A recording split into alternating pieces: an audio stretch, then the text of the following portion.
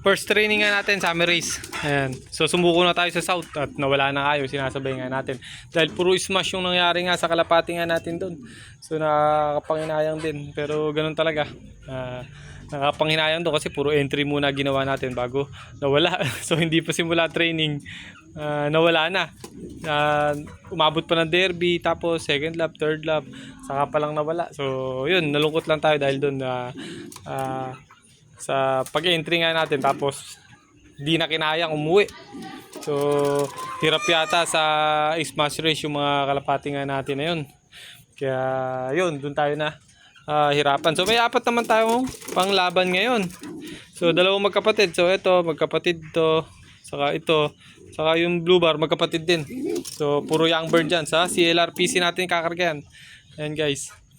So yun lang update ko kayo bukas kung ano mangyayari sa pauwian natin. Puro short video na lang gagawin nating video at pagka kasi sobrang haba, baka tinatamad na yung mga nanonood. So nahihirapan na rin kasi ako mag-video ng 8 minutes to 9 minutes pataas. So gagawin nga natin video ngayon, puro 3 minutes na lang.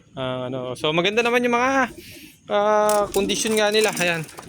So batak na rin sa hagis yan. Ang magiging training lang naman natin, Cabanatuan to so ayun yung iba natin kalapati. So ang magiging training nga lang natin bukas, Cabanatuan to Gapan.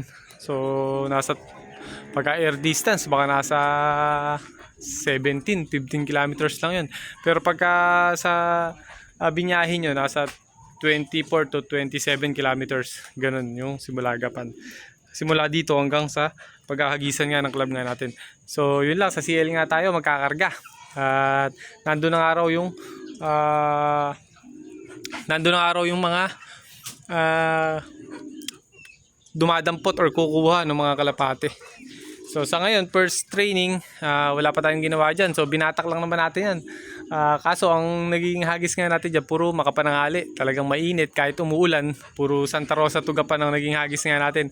Siguro halos araw-araw na ihahagis na natin sila dun. So ewan ko na lang kung mawala pa yan, pagkakabanatuan lang. Dahil ito, pinaghandaan nga natin summer. Dahil gulo nga tayong nakaraang south. Kaya puro ganun lang ginawa nga natin. So ito, dadalhin na nga natin. Medyo inagahan ko na kasi baka biglang dumami tao. May hirapan tayo. Pipila pa sa paglo-loading. Kaya inagahan ko na para maisampa na kagad.